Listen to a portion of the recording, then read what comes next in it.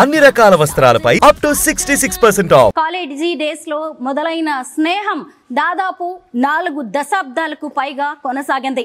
విధి విమాన ప్రమాదం రూపంలో డాక్టర్ వైఎస్ రాజశేఖర్ రెడ్డి గారిని మనందరికీ దూరం చేసింది.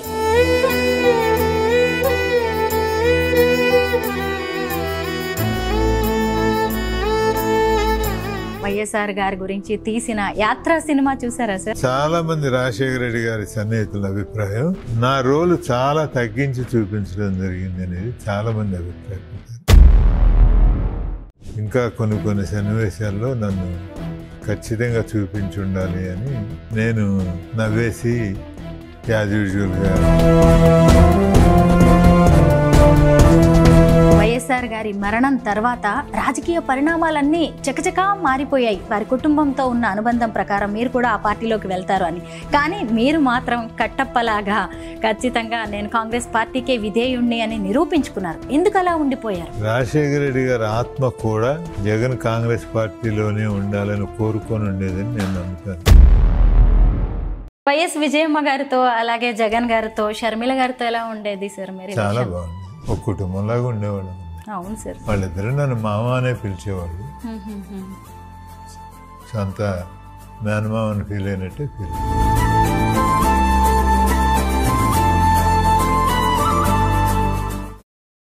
అందరికీ నమస్కారం. నేను Swaroopa Potlapalli. Welcome to Suman TV.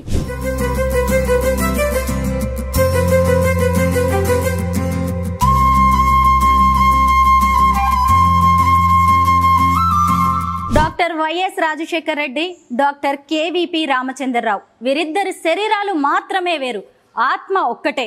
College days లో మొదలైన స్నేహం దాదాపు 4 దశాబ్దాలకు పైగా కొనసాగింది. విధి విమాన ప్రమాదం రూపంలో డాక్టర్ వైఎస్ రాజశేఖర్ రెడ్డి గారిని మనందరికీ దూరం చేసింది. ఈనాటికి కూడా తన స్నేహితుడి జ్ఞాపకాలను తలుచుకుంటూ కాలం వెళ్లదీస్తున్నారు కేవీపీ రామచంద్రరావు గారు. అలాగే వీరిద్దరి స్నేహం గురించి చెప్పాలంటే ఎన్నో గొప్ప విషయాలు ఉన్నాయి. కేవీపీ రామచంద్రరావు గారి ఇంట్లో అడుగడుగున దివంగత ముఖ్యమంత్రి డాక్టర్ వైఎస్ రాజశేఖర్ రెడ్డి గారి ఫోటోలు, దాని చుట్టూ అలుముకున్న జ్ఞాపకాలే కనిపిస్తూ ఉన్నాయి. ప్రస్తుతం నేనున్నది కేవీపీ రామచంద్రరావు గారి ఇంటి దగ్గర. ఆయన హోమ్ టూర్ చేస్తూ వారిద్దరి స్నేహానుబంధం గురించి అలాగే వైఎస్ రాజశేఖర్ రెడ్డి గారి గురించి ఎవరికీ తెలియని ఎన్నో విషయాలను కేవీపీ గారి మాటల ద్వారా విందాం రండి. కేవీపీ గారి ఇంట్లోకి అడుగు పెడుతూనే మనకి ఇక్కడ ఎంతో అందంగా వినాయకుడు కనిపిస్తూ ఉంటాడు. ఇటువైపు చూసినప్పుడు ప్రశాంతంగా గౌతమ బుద్ధుడు తపస్సు చేసుకుంటున్నట్టుగా ధ్యాన ముద్రలో కనిపిస్తూ ఉంటారు. ఎక్కడ చూసినా గానీ పచ్చదనమే కనిపిస్తోంది. కేవీపీ గారి ఇంటికి రాగానే తెలియని ఏదో ఒక పాజిటివ్ ఫీలింగ్ అయితే కనిపిస్తూ ఉంటుంది. ఆయన ఫస్ట్ ఫ్లోర్లో ఉంటారు. ఢిల్లీకి రాజైన తల్లికి కొడుకే అంటారు కదా, అలాగే 2 సార్లు ఆంధ్రప్రదేశ్ రాష్ట్రానికి ముఖ్యమంత్రి అయినా కానీ వైఎస్ రాజశేఖర్ రెడ్డి గారు ఎప్పటికీ తన స్నేహితుడే. అంటే తాము కాలేజ్ డేస్లో ఎప్పుడు ఎలా ఉండేవాళ్ళమో ముఖ్యమంత్రి అయినా సరే తాము ఎప్పటికీ అలాగే ఉండేవాళ్ళమని కేవీపీ గారు చెబుతూ ఉంటారు. వెళ్ళి ఆయన్ని కలుద్దాం. సార్ నమస్తే.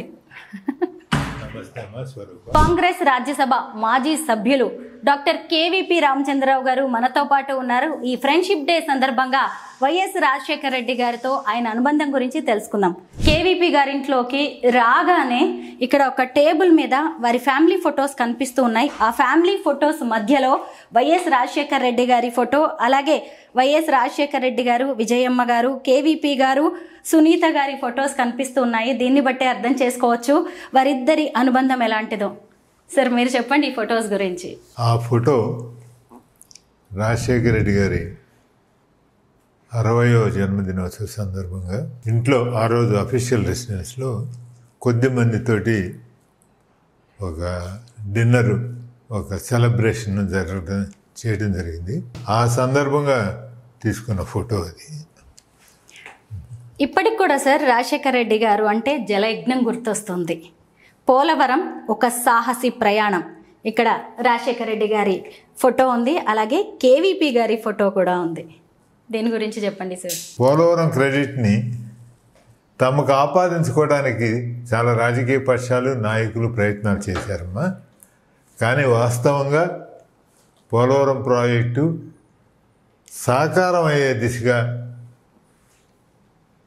1981లో యాక్చువల్గా అంజయ్ గారు, దివంగత నేత అంజయ్ గారు దానికి శంకుస్థాపన చేసినా దాని తర్వాత దాని మీద ప్రాజెక్టు మీద ఎవరు వివిధ రాజకీయ కారణాల వలన, అవగాహన లోపం వలన దాని మీద సరైన శ్రద్ధ వహించడం జరగలేదు. తర్వాత రాజశేఖర రెడ్డి గారు 2004లో ముఖ్యమంత్రి అయిన తర్వాత పోలవరం ప్రాజెక్టు ప్రాధాన్యతను గుర్తించి దాన్ని శరవేగంగా పరుగులు తీయించి అది ఈవేళ ఒక రియాలిటీగా మారటానికి ఆయన చాలా కృషి చేశారమ్మా. దానికి గుర్తుగా దాని పూర్వాపరాలన్నీ వివరిస్తూ, పోలవరం ప్రాజెక్టు పూర్వాపరాలన్నీ వివరిస్తూ రాజశేఖర రెడ్డి గారు దాంట్లో చేసిన కృషిని భావితరాలకి, ప్రస్తుత తరానికి భావితరాలకి గుర్తుండాలని చెప్పి నేను ఇది 3 years బ్యాక్ ఆయన వర్ధంతి సందర్భంగా నేను ఈ బుక్కు ప్రపంచం దృష్టికి తీసుకురావడం జరిగింది. 3 years బ్యాక్ కదమ్మా, 4 years బ్యాక్. దాంట్లో పోలవరం ప్రాజెక్టు యొక్క వివరాలన్నీ సవివరంగా తెలియపరచడం అయింది. రాజశేఖర రెడ్డి గారి పాత్ర గురించి కూడా దాంట్లో ఇవ్వటం జరిగింది. మీకు కూడా బుక్ కాపీ ఇస్తాను, మీరు కూడా పరిశీలించండి. సార్, వైఎస్ రాజశేఖర రెడ్డి గారిని ఫస్ట్ టైం ఎప్పుడు చూసారో మీకు గుర్తుందా? ఇది 1966 సంవత్సరం అమ్మా, జూలై నెల. తారీఖు అయితే గుర్తులేదు. 1966 జూలై. నేను మెడికల్ కాలేజ్లో చేరటం జరిగింది. అప్పుడు చూడండి సార్, వాళ్ళ హాల్లోకి వచ్చాము. మనం ఇక్కడ చూడొచ్చు, ఇక్కడ అంతా కూడా సిట్టింగ్ సెటప్ ఉంది, సోఫాలు కనిపిస్తున్నాయి. మళ్ళీ అక్కడ కూడా వైఎస్ రాజశేఖర రెడ్డి గారు, కేవీపీ గారి ఫోటో ఉంది. సార్, అక్కడికి వెళ్దాం. ఎప్పుడు దిగిన ఫోటో సార్ ఇది? 2009 అమ్మా, చనిపోవడానికి ముందు, రెండోసారి ముఖ్యమంత్రి అయ్యాక. ఏమనిపిస్తుంటుంది? అప్పుడప్పుడు గుర్తొస్తూ ఉంటుంది. నీకు ఇంకా కరెక్ట్గా చెప్పాలంటే అప్పుడు కూడా ఫ్రెండ్షిప్ డే సందర్భంగా తీసిన ఫోటో. 2009 ఫ్రెండ్షిప్ డే సందర్భంగా తీసిన ఫోటో. వైఎస్ రాజశేఖర రెడ్డి గారు కాలేజ్లో ఎలా ఉండేవారు? MBBS student. బాగా యాక్టివ్గా ఉండేవాడమ్మా. స్టూడెంట్ పాలిటిక్స్లో బాగా ముందు ఉండేవాడు. యూనియన్ వీటిలో క్లాస్ రిప్రజెంటేటివ్గా చేశాడు, కాలేజీ ప్రెసిడెంట్గా చేశాడు. ఏదైనా సమస్యలు ఉంటే, విద్యార్థి సమస్యలు ఉంటే చాలా చురుగ్గా అటెండ్ అవుతూ ఉండేవాడు. చదువులో కూడా ఎక్స్ట్రాడినరీ అని కాదు కానీ యావరేజ్గా బాగానే, స్టడీస్లో కూడా సీరియస్గానే ఉండేవాడు. సార్, మీరిద్దరూ ఎంబీబీఎస్ చదువుకున్నారు, డాక్టర్స్ అవ్వాలి అనుకున్నారు. మరి పాలిటిక్స్లోకి ఎలా వచ్చారు? పొలిటికల్ ఇంట్రెస్ట్ ముందు నుంచి ఉండేదమ్మా ఇద్దరికి కూడా. నాకైతే ఇంకా స్కూల్ డేస్ నుంచే ఉండేది. తర్వాత కాలేజీ యూనియన్ పాలిటిక్స్లో ఉండేవాళ్ళం. యూనియన్ పాలిటిక్స్ తర్వాత నేను చదువులో వెనకబడ్డాను. ఆయన కంప్లీట్ చేసుకొని వెళ్ళిపోయారు. యాక్చువల్గా నాకంటే 1 year పెద్దవాడు వయసులో, కాలేజీలో కూడా 1 year సీనియరు. కాకపోతే రూమ్మేట్స్గా ఉండేవాళ్ళం చాలా రోజులు. అందువలన ఆ ఆత్మీయత అనుబంధం అప్పటి నుంచి ఉండింది. ఆయన వెళ్ళిపోయిన తర్వాత నేను స్టూడెంట్ పాలిటిక్స్లో నుంచి పార్టీ పాలిటిక్స్లో కూడా రావటం జరిగింది. అప్పుడే యూత్ కాంగ్రెస్ అది. నేను అక్కడ గుల్బర్గాలో, మేము మెడికల్ కాలేజీలో గుల్బర్గా స్టూడెంట్స్ అమ్మ. చివరి దశలో నేను ఇప్పుడు ఏఐసిసి ప్రెసిడెంట్ ఖర్గే గారు కాంగ్రెస్ ప్రెసిడెంట్, అప్పుడు కొత్తగా ఎమ్మెల్యే అయ్యారు. అప్పటి నుంచి కూడా నా రాజకీయ అనుబంధం అట్లా జరుగుతూ ఉండేది. ఆయన తర్వాత కొన్ని రోజులు హౌస్ సర్జన్సీకి ఆయన తిరుపతి వెళ్ళారు. తిరుపతి వెళ్ళిన తర్వాత హౌస్ సర్జన్స్ జూనియర్ డాక్టర్స్ అసోసియేషన్కి ఆఫీస్ బేరర్గా నాకు గుర్తున్నంత వరకు ప్రెసిడెంట్ ఆర్ జనరల్ సెక్రటరీ, ప్రెసిడెంటే చేసినట్టు గుర్తు జూనియర్ డాక్టర్స్కి.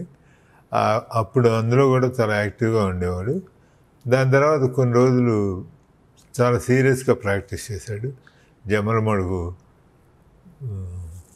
క్రిస్టియన్ మిషనరీ హాస్పిటల్లో. దాని తర్వాత పులివెందుల్లో ప్రాక్టీస్ స్టార్ట్ చేసి రూపాయి డాక్టర్గా ప్రసిద్ధి చెందాడు. అప్పట్లో ఆయన కన్సల్టేషన్ ఫీజు ఫర్ నామినల్గా 1 రూపీ అని పెట్టేవారు. అందుకని రూపాయి డాక్టర్ అని పిలిచేవాళ్ళు. తర్వాత ప్రాక్టీస్ నుంచి మళ్ళీ కొన్ని రోజులు కుటుంబ పరిస్థితుల దృష్ట్యా బిజినెస్లో కూడా ఆయన చూసుకోవాల్సి వచ్చిన పరిస్థితి వచ్చింది.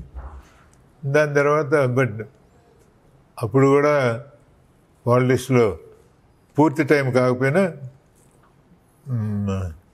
ట్రేడ్ యూనియన్ పాలిటిక్స్లో ఉండేవాడు. ఆర్టీసీ యూనియన్కి ప్రెసిడెంట్గా ఉండేవాడు. తర్వాత యూత్ కాంగ్రెస్ పాలిటిక్స్లో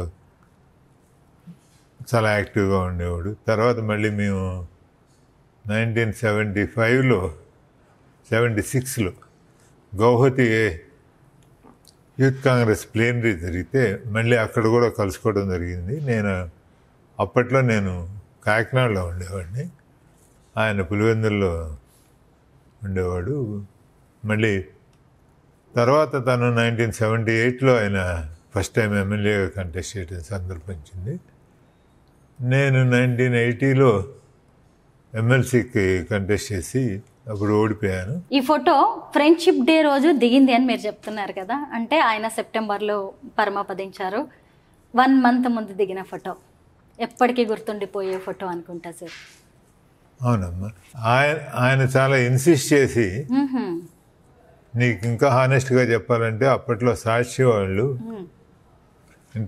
ఫ్రెండ్షిప్ డేకి మా ఇద్దరిని, నేను ఎప్పుడు నా స్వభావ రీత్యా కానీ లేకపోతే నాకు ఉండే పనుల ఒత్తిడి వలన కానీ నా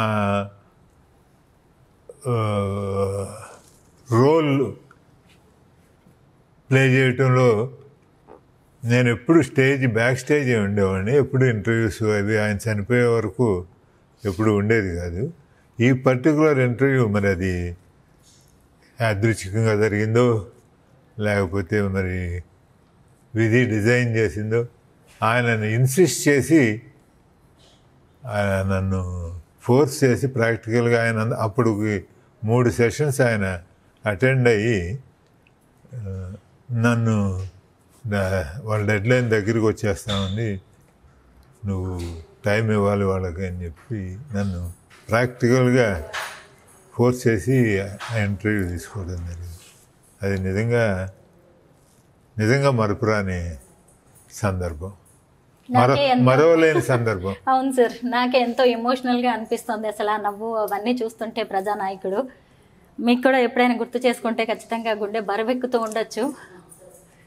అక్కడికి వెళ్దాం సార్. ఇక్కడ ఉన్న షెల్ఫ్స్ అలాగే కబోర్డ్స్లో కూడా మనకి అన్ని వైఎస్ రాజశేఖర రెడ్డి గారి ఫొటోస్ కనిపిస్తున్నాయి, వారి ఫ్యామిలీ ఫొటోస్ కూడా ఉన్నాయి. అది ఎప్పటి ఫోటో సార్? ఇయర్ నేను కరెక్ట్గా చెప్పలేనమ్మా, కానీ చేతిలోకి వస్తుందా తీసుకోవడానికి?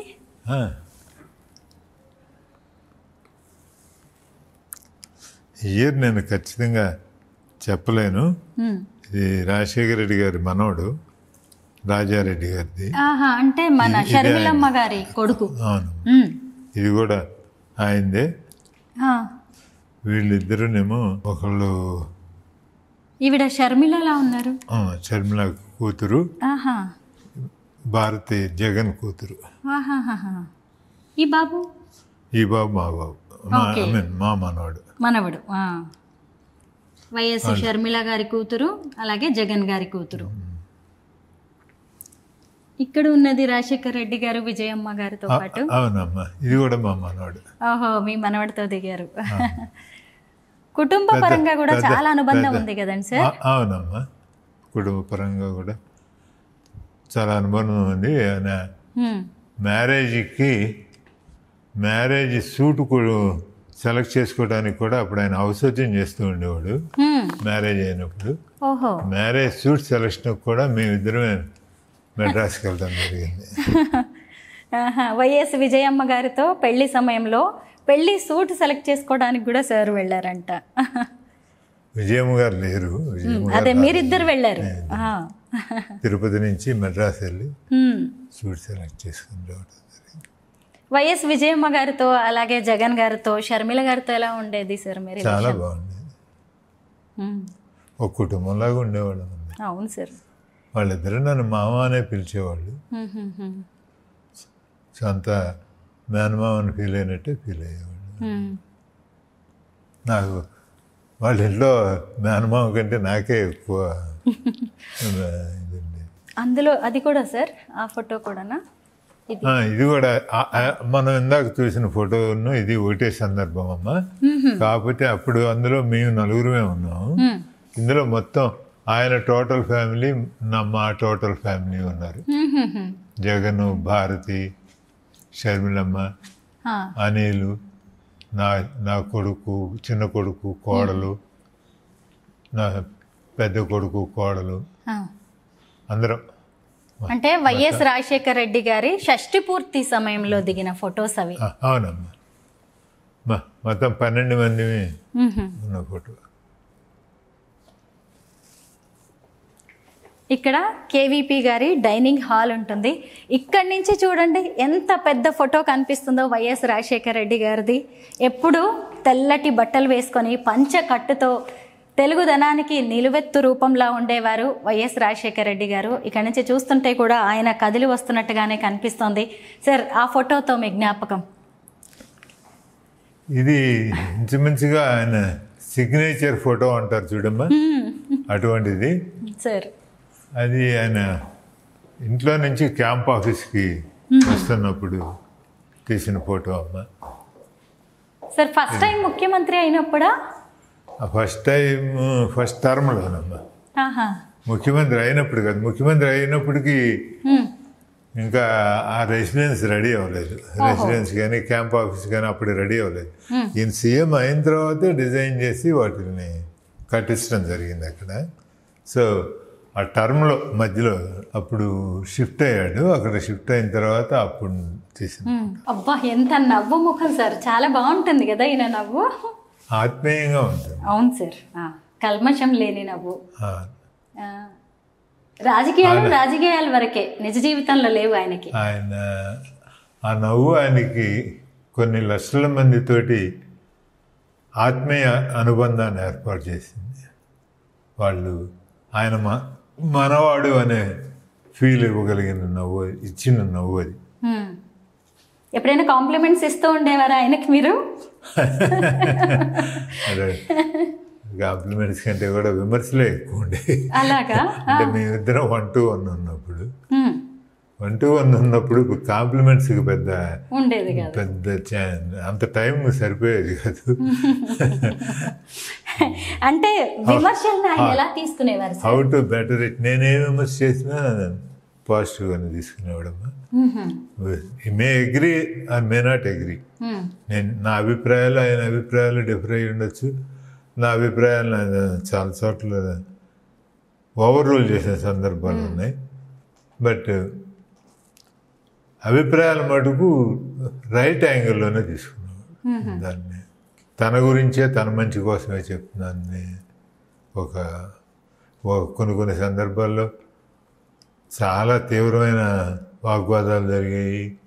ఒక్కో టైంలో పేపర్ వెయిట్లు విసురుకున్న సందర్భాలు కూడా ఉన్నాయి, అరుచుకున్న సందర్భాలు కూడా ఉన్నాయి. గదిలో ఉన్నప్పుడు, గది బయటకు వచ్చిన తర్వాత ఒక డెసిషన్ తీసుకుని బయటకు వచ్చిన తర్వాత ఒక్కొక్క సందర్భంలో 2-3 రోజులు కూడా ఒక విషయం మీద డెసిషన్స్ రాలేక క్యాబినెట్ మీటింగులు పోస్ట్ పోన్ చేసిన సందర్భాలు కూడా ఉన్నాయి.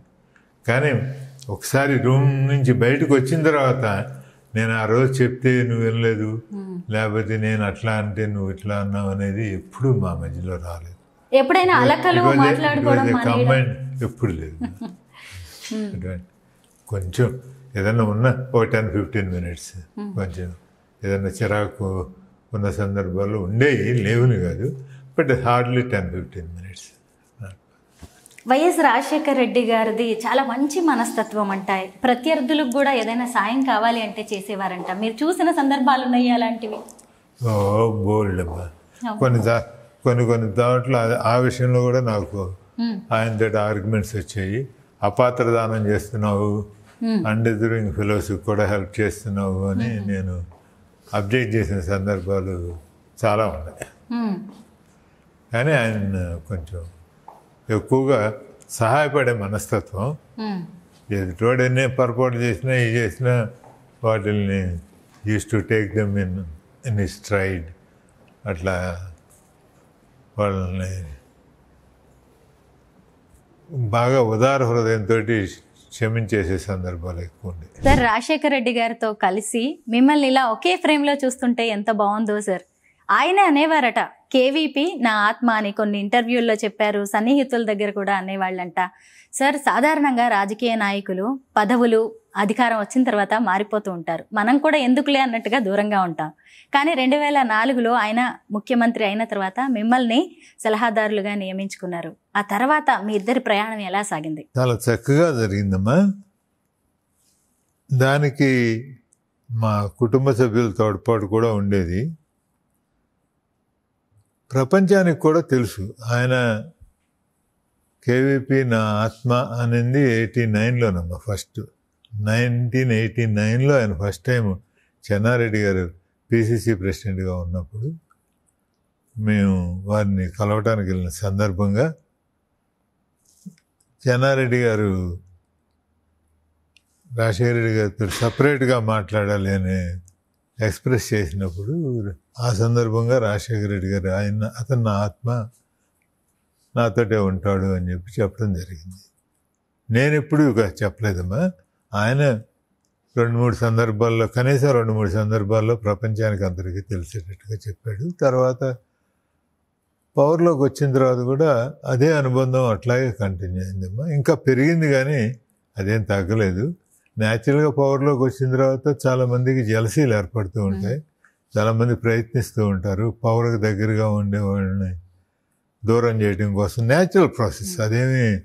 దాంట్లో మా ఎం సత్యనారాయణ గారు, మా ఫార్మర్ పిసిసి ప్రెసిడెంట్, ఆయన అంటూ ఉండేవారు, బాబు రెడ్డి గారు తిమ్మరుసుని కృష్ణదేవరాయలు కళ్ళు పీకించేశాడు, అట్లా ఉంటాయి రాజకీయాల్లో, నువ్వు మటుకు మా తిమ్మరుసు గారిని జాగ్రత్తగా చూసుకో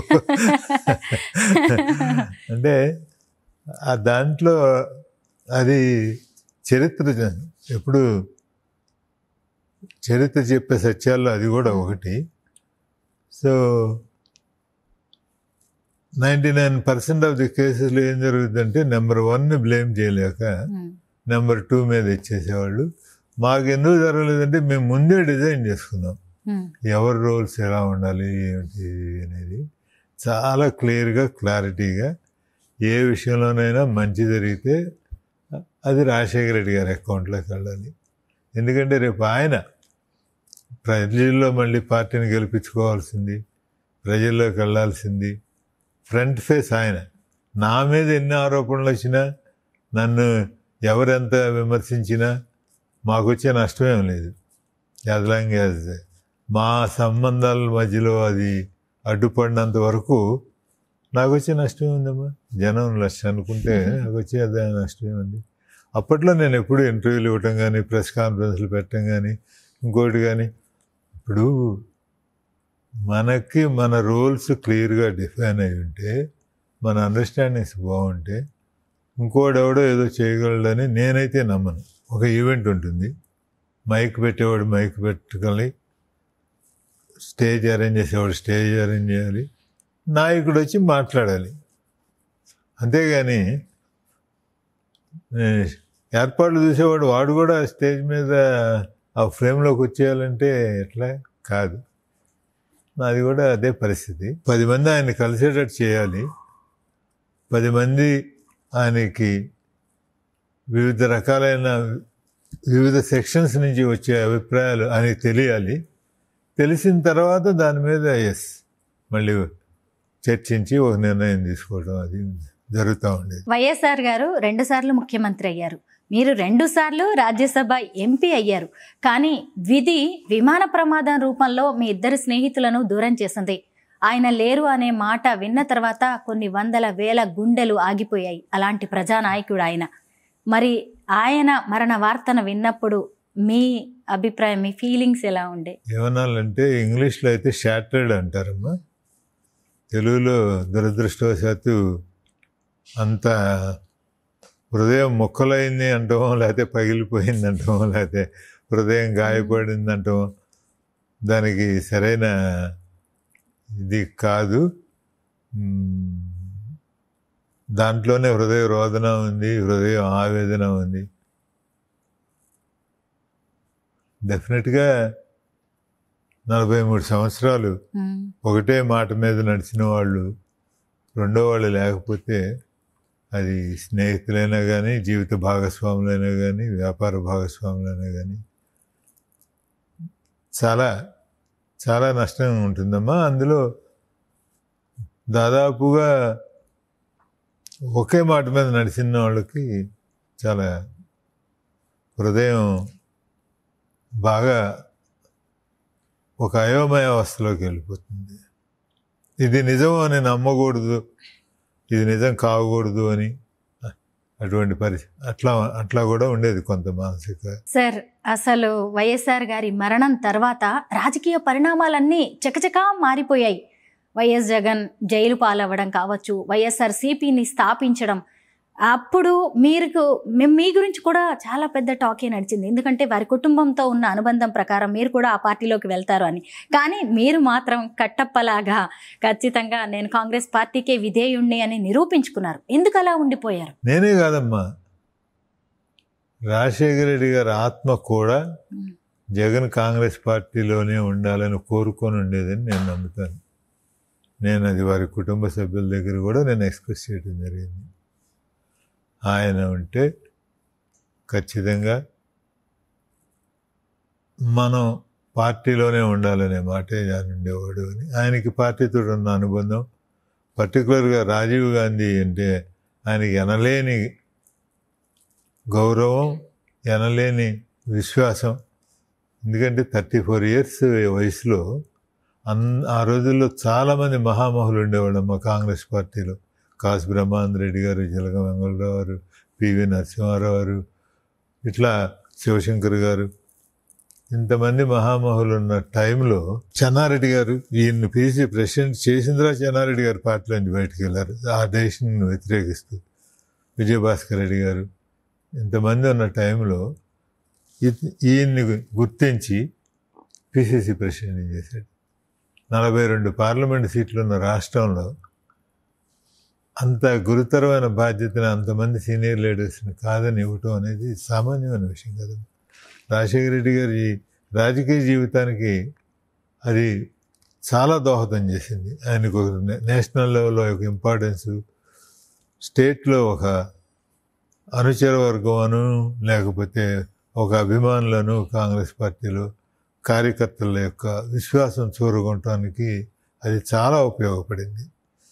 సో ఆయన ఆ ఫ్యామిలీకి, ముఖ్యంగా రాజీవ్ గాంధీ గారికి నేను రుణపడి ఉన్నాను అనే ఫీలింగ్ ఉండేది. పర్టికులర్గా సోనియా గాంధీ గారు కాంగ్రెస్ ప్రెసిడెంట్గా ఉన్నప్పుడు ఆయన కాంగ్రెస్ పార్టీ నుంచి బయటికి పోవటం అనే ఆలోచనని ఆయన మన్నించి ఉండేవాడు కాదు అని నా దృఢమైన అభిప్రాయం. సార్, మమ్ముట్టి హీరోగా నటించిన వైఎస్ఆర్ గారి గురించి తీసిన యాత్ర సినిమా చూసారా సార్? ఏమనిపించింది ఆ సినిమా చూసినప్పుడు? నా అభిప్రాయం కాదు కానమ్మా, చాలా మంది రాజశేఖర రెడ్డి గారి సన్నిహితుల అభిప్రాయం. నేనైతే దాని మీద నా అభిప్రాయం చెప్పడం బాగుండదు. నా రోలు చాలా తగ్గించి చూపించడం జరిగింది అనేది చాలామంది అభిప్రాయపడ్డారు. ఇంకా కొన్ని సన్నివేశాల్లో నన్ను ఖచ్చితంగా చూపించి ఉండాలి అని నాకు చాలామంది చెప్పారు. మీ రోలు చాలా, నేను నవ్వేసి యాజ్ యూజువల్గా ఏం పర్వాలేదు, బాగుంది, అంతకంటే ఎక్కువ చూపిస్తే ఆ చిత్రం ఔన్నత్యం దెబ్బతిని ఉండేది, ఇప్పుడే బాగుంది అని చెప్పి నేను చెప్పడం జరిగింది. వైఎస్ రాజశేఖర రెడ్డి గారి పేరు వినిపించగానే మీకు గుర్తొచ్చేదేంటి? ఆయన నవ్వు అమ్మాయి ఎవరికైనా మనసారా